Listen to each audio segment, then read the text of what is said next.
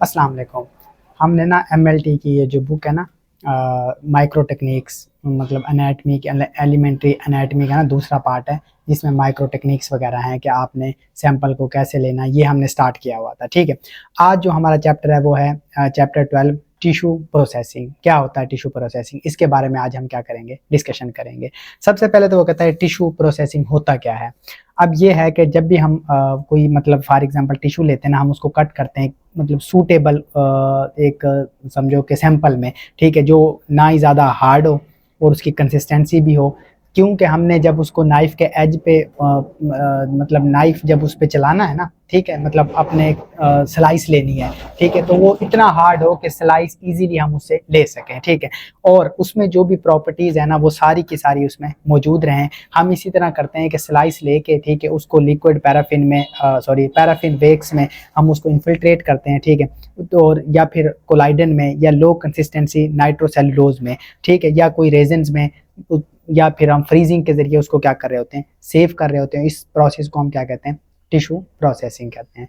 अगर सादा अल्फाज में मैं दोबारा बताऊंगा, टिश्यू प्रोसेसिंग क्या है कि कोई भी आपने सैंपल लिया, ठीक है, उसको आपने इन्फिल्ट्रेट किया किसी भी मटेरियल के साथ, वैक्स, पैराफिन है, कोलाइडन है, या मतलब जो भी उसके साथ, ताकि आप उस पर मजीद क्या कर सकें, रिसर्चेज कर सकें, तो ये क्या कहलाता है, टिश्यू प्रोसेसिंग कहलाता है। ठीक है, आगे है लेबलिंग ऑफ द सैम्पलिंग। ठीक है, अब आपके पास सैंपल आया तो ये भी बड़ी इंपॉर्टेंट बात है कि आपने उसको क्या करना है, लेबल करना है। अगर आप लेबल नहीं करोगे तो जाहिर सी बात है एक ही दिन में बहुत सारे सैंपल आते हैं तो वो मिक्स हो जाएंगे, तो आपके लिए फिर प्रॉब्लम क्रिएट होगी। तो इसमें हम सैंपल को लेबल करते हैं। अब ये जो लेबलिंग है ना, ये आम पेंसिल या इंक वगैरह से नहीं होती। इसके लिए हम क्या करते हैं, ग्रेफाइट पेंसिल, ठीक है, या Indian ink writer label use करते हैं, ताकि हम इजीली उसको पहचान सकें और जो भी हमने काम करना है वो हम कर सकें। ठीक है, इसने एक नोट दिया हुआ है, वो ये कि अगर हम वो कहते हैं ना फिक्स करते हैं ऑस्मियम टेट्रा ऑक्साइड को जार के ऊपर, तो हम जार के ऊपर लेबल करेंगे। ठीक है, अच्छा, इसका एक ये होता है कि जब हम ऑस्मियम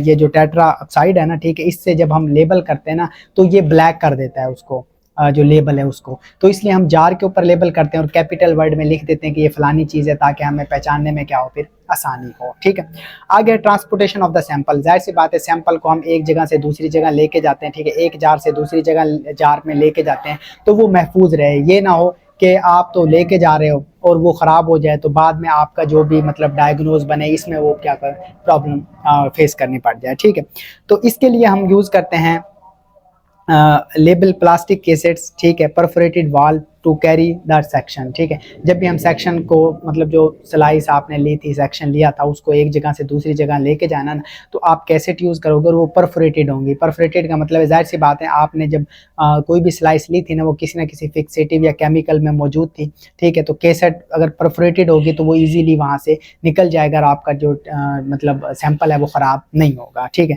अब आ जाता है बच्चों सैंपल प्रोसेसिंग क्या होता है। ये एक इम्पॉर्टेंट मतलब आपका टॉपिक है, आपके एग्जाम में भी आ सकता है।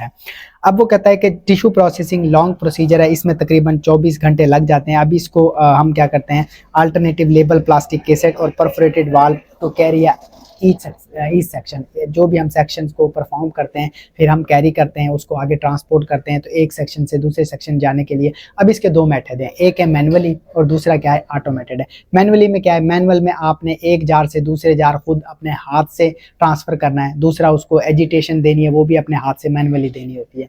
जबकि ऑटोमेटेड में क्या है, ऑटोमेटेड में आपको कुछ भी नहीं करना पड़ता, बस आप सेट कर देते हो, टाइमर भी सेट कर देते हो, ठीक है, और जो जार है उनको भी सेट कर देते हो, एजिटेशन भी आप सेट कर देते हो, खुद ब खुद सारा कुछ हो जाता है। आपने सिर्फ बस कंप्यूटर पे चीज़ें क्या करनी होती हैं, सेट करनी होती हैं। ठीक है, अच्छा, इसमें वो कहता है कि जो हमने ये होता है ना ऑटोमेटेड, इसमें जो टेम्परेचर है वो हमने 60 डिग्री सेंटीग्रेड रखना होता है। ठीक है, कंटेनिंग द पैराफिन वैक्स। इसके अंदर क्या होती है, पैराफिन वैक्स होती है, जो कि हमारे टिश्यू प्रोसेसिंग में एक अहम किरदार अदा कर रही होती है। ठीक है, अब टिश्यू प्रोसेसिंग के स्टेप कौन से हैं, इसके 3 स्टेप्स हैं। सबसे पहले डिहाइड्रेशन है, मतलब उसको आपने खुश्क करना है, उसमें पानी वगैरह है उसको खुश्क करना है, क्योंकि अगर उसमें पानी वगैरह होगा तो इसका क्या नुकसान है कि उसमें माइक्रोब्स वगैरह ग्रो कर जाएंगे। ठीक है, दूसरा है क्लियरिंग और तीसरा क्या है, इम्प्रेगनेशन। ठीक है, या एंड इम्बेडिंग, तीसरा ये स्टेप है। सबसे पहला हम स्टेप देख लेते हैं डिहाइड्रेशन। इसके लिए हम यूज करते हैं अल्कोहल, डिफरेंट स्ट्रेंथ की यूज करते हैं, 70%, 90% या एब्सोल्यूट 100% यूज कर रहे होते हैं। ठीक है, अच्छा, अब ये डिपेंड करता है आपके मतलब स्लाइस के ऊपर या सैंपल के ऊपर कि आपने कौन सा तरीका, ठीक है, साइज क्या है टिश्यू का, फिक्सेटिव कौन सा यूज़ करना है और टाइप क्या है टिश्यू की, ठीक है। तो जब भी वो एक्वस होता है तो हम उसको डिहाइड्रेट करते हैं स्लोली, पहले 50% मिथाइल इथाइल अल्कोहल के साथ, फिर हम उसको स्पेसिमेन को पुट कर देते हैं 70% अल्कोहल के साथ, और फिर डेलिकेट वो श्रिंक हो जाता है, और फिर हम एट द एंड में इसको क्या डाल देते हैं 100% या हाई कंसनट्रेटेड अल्कोहल में डाल रहे होते हैं, ठीक है। अच्छा, उसके बाद जो सेक्शन है ना, उसकी जो थिकनेस है वो 7 UM से ज़्यादा नहीं होनी चाहिए, ठीक है। कम भी ना हो, ज़्यादा भी ना हो, क्योंकि कम होगी तो एब्सोल्यूट अल्कोहल में वो श्रिंक कर जाएगा और हमारे किसी काम का नहीं रहेगा। ज़्यादा होगी तो प्रॉपरली डिहाइड्रेट नहीं होगा फिर भी हमारे लिए मसला होगा, ठीक है। अब अगर 70% अल्कोहल हम यूज़ करें तो इसी के लिए हम करते हैं मिथाइलेटेड सिपरेट 1 घंटे के लिए, 90% है तो रेक्टिफाइड सिपरेट 2 चेंज करेंगे और 2 घंटे के लिए, और 100% है तो एब्सोल्यूट अल्कोहल है तो 2 चेंज करेंगे 2 घंटे के लिए, ठीक है। इससे अबाव अगर हम करेंगे तो ये डिपेंड करता है एजिटेशन पे। अगर आप एजिटेशन साथ साथ कर रहे हो तो टाइम कम रिक्वायर्ड होगा, अगर नहीं कर रहे हो तो फिर टाइम क्या होगा, ज़्यादा रिक्वायर्ड होगा, ठीक है। उसके बाद इसमें थिकनेस का भी थोड़ा सा उसने बताया हुआ है कि 1/2 and 1 इंच जो thick layer of anhydride copper sulphate separate the filter paper में बी यूज, उसको सेपरेट करने के लिए हम इस्तेमाल कर रहे होते हैं। अच्छा, एक ये और बात कहता है कि जो आपके पास सेक्शन है, स्लाइस है, सैंपल है, उसका 50 to 100 टाइम्स होनी चाहिए आपके पास अल्कोहल, ताकि आप वो उसमें इजीली मतलब क्या कहते हैं ना, इजीली उसको डिहाइड्रेट कर सके, ठीक है। उसके बाद आ जाता है क्लियरिंग। अब जाहिर सी बात है, अब आपने अल्कोहल से जब उसको मतलब समझो कि क्या किया है, डिहाइड्रेट किया है, तो अब आपने अल्कोहल को निकालना है, उसको क्या करना है, क्लियर करना है। To remove the alcohol is called clearing कहलाती है। अब जाहिर सी बात है, अब हमने इसके लिए क्या यूज़ करना है, कोई ऐसा चीज़ अल्कोहल को रिप्लेस करना है वैक्स से, लेकिन वैक्स और जो अल्कोहल है वो सोलेबल नहीं होते, तो हम इसके लिए कोई ऐसी चीज़ यूज़ करते हैं जो वैक्स सोलेबल हो, ताकि वो इजीली उसको अल्कोहल को क्या कर सके, निकाल सके, ठीक है। दिस स्टेप इसको हम क्लियरिंग कहते हैं। इसके लिए हम कौन कौन से केमिकल यूज़ करते हैं, ज़ाइलिन है, क्लोरोफार्म है, ठीक है, बेंजीन है, कार्बन टेट्रा क्लोराइड है और ट्यूलिन है। ये हम इसके लिए क्या कर रहे होते हैं, इस्तेमाल कर रहे होते हैं, ठीक है। ज़ाइलिन सबसे कॉमनली यूज़ करते हैं, स्मॉल पीसीज हों 1/2 आवर के लिए हम इसको रखते हैं, और लार्ज पीसीज हों अगर 5 mm से ज़्यादा हों तो फिर हम 2 से 4 घंटे के लिए हम इसको रख लेते हैं। उसके बाद सीडर वुड ऑयल भी हम यूज़ कर रहे होते हैं इसके लिए, ये भी एक्सलेंट क्लियरिंग है, और इसके अंदर हम इसको मंथ तक रख सकते हैं और इसमें ये हार्ड नहीं होगा, ठीक है। अच्छा, उसके बाद आ जाता है इम्प्रेग्नेशन विद द वैक्सीज। अच्छा, इसमें क्या होता है, इसमें हम मेल्ट करते हैं वैक्स को, उसका जो मेल्टिंग टेम्परेचर है उसके साथ, और जो यूजुअली होता है 54 से 60 डिग्री सेंटीग्रेड तक, ठीक है। अच्छा, फिर हम क्या करते हैं, उसका वॉल्यूम भी वो कहता है 25 से 30 टाइम ज़्यादा होना चाहिए टिश्यूज़ के। बेटर रिजल्ट के लिए हम क्या करते हैं, 3 से 4 जार में इसको इम्प्रेजनेट कर रहे होते हैं, लेकिन 2 भी काफ़ी होते हैं, ठीक है, लेकिन उसके लिए आपको टाइम फिर थोड़ा सा ज़्यादा चाहिए होता है। टोटल जो ड्यूरेशन है जार की टिश्यू प्रोसेसिंग की वो तकरीबन 4 घंटे होती है। अब ये ऑटोमेटेड कर रहे हो या आप मैनुअली कर रहे हो, ये आप पे डिपेंड करता है कि आपके पास कौन सी मशीनरी अवेलेबल है। अब type of waxes employ to impregnation, इसके लिए कौन कौन से वैक्सीज हम इस्तेमाल कर रहे होते हैं। पैराफिन वैक्स है, वाटर सोलेबल वैक्स है। पैराफिन वैक्स है तो वही है जो हार्ड कंसिस्टेंसी, जो 3 से 4 माइक्रोन थिकनेस के लिए हम क्या कर रहे होते हैं, यूज़ कर रहे होते हैं। और जो वाटर सोलेबल है, इसमें क्या होती है, इसमें बस एक होता है कि अगर सेक्शन का जो साइज़ है ना, स्लाइस वो हल्की है तो वो उसमें फ्लोट करती रहेगी, तो ये हमारे लिए प्रॉब्लम होगी, फिर हमें उसको मैनुअली या मशीन के ज़रिए एजिटेट करना पड़ेगा ताकि वो इजीली उसमें डूब जाए और हमारा काम आसानी के साथ हो सके। अदर मटेरियल भी हम यूज़ करते हैं इसके लिए, कोलाइडिन है, ठीक है, ये हम ज़्यादातर यूज़ करते हैं जो हार्ड बोन्स वगैरह होती हैं ना उनके लिए, तो इसके लिए हमें टेम्परेचर का हाई करने की भी ज़रूरत नहीं पड़ती है और इसमें टिश्यू भी श्रिंकेज नहीं होता। उसके बाद हम जेलेटिन यूज़ करते हैं, ये भी हम फेरेबल टिश्यूज़ के लिए यूज़ करते हैं। इसका ये एक फ़ायदा है कि इसमें क्रीज नहीं बनती।